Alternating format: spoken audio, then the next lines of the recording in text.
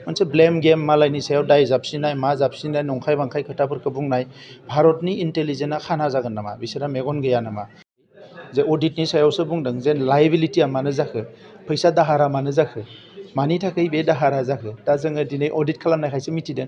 बिनि प्रुफखौ बिथाङासो खालामनांगोन आंहा जेबो खालामनांगौ गैया मानोना बे केसजों आंहा जेबो लोब्बा गैया राजखान्थिनि नामाव बिथांमोना गोदो गोदायनिफ्रायनो बेफोरबायदि बाथ्राफोरखौ बुंबोदों दिनैनिल' खोथा नङा थांनाय 19 बोसोराव नायबा नुगोन जि समाव जों पावाराव गैयामोन सोमावसारदोंमोन बै समावबो जोंखौ जोबोद गाज्रि बाथ्राफोरखौ बुंबोदों नाथाय बेजों मा लाब जाखो बेजोंथ' जेबो लाब जायाखै आरो दिनैबो नंखाय बाथ्राफोरखौ बुंनानै जुदि बिथाङा मायबा मोनसे सानदोंबा जोंनि राजखान्थि खहा खालामगोन मायबा खहा खालामगोन बेथ' जेबो जानाय नङा बिनिख्रुइ लाबा बेवहायनो दङ बास्तबखौ रियेलिटिखौ फेस खालामनांगौ आरो माखासे नंखायनिफ्राय गोजानाव फैनानै गोग्गो लामाजों समाज दानो नाजानांगौ मानोना बिथांमोना सोमावसारनायावबो दङमोन 19 बोसोर राजखान्थियावबो फैनानै खुंथाय गोहोखौबो सामलायनो मोन्दों बिनि उनाव दिनै समाजनि हालोदा मा अबस्थायाव दङ समाजाव गोजोन थासारि लाबोनांगौखौ बिथांमोना खुनु नाजायाखिसै हाथियार फ्रि खालामनांगौ बेवहाय बिथांमोना जेबो नाजायाखिसै दिनै ससिय' इक'नमिक डेभेलपमेन्टनि थाखायबो जेबो स्किम गैया खालि मोनसे ब्लेम गेम मालायनि सायाव दाय जाबसिनाय मा जाबसिनाय नंखाय बांखाय खोथाफोरखौ बुंनाय भारतनि इन्टेलिजेन्सआ खाना जागोन नामा बिसोरहा मेगन गैया नामा बिसोरहा खुनु माने सर्स गैया नामा दा बेबायदि समाव जिफोर खोथाफोरखौ सासे गोबाव सम मोनसे खुंथाय गोहोनि गुबै बिबानाव थानाय सुबुङा बुंनाया जोबोद लासिंसिं बाथ्रा दा नंखायनो जि खोथाखौ बुंदों बिथाङानो प्रुभ खालामनांगोन आंहा बेवहाय जेबो बुंनांगौ गैया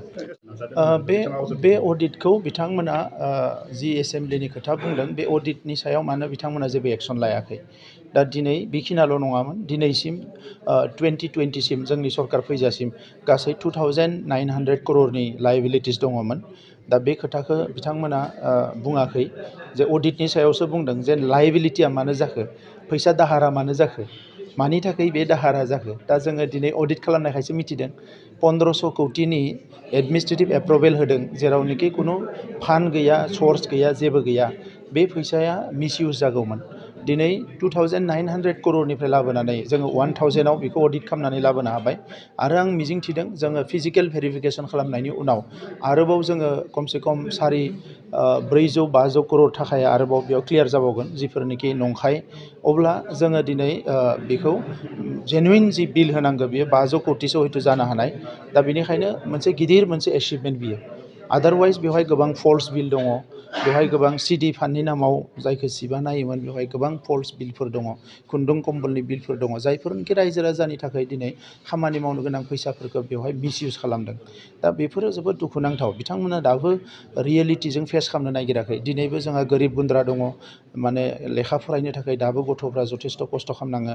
न' बां गारनानै हाजिरा मुजिरा मावनांदों जोंनि आइजोफ्रा दाबो राजा लामायाव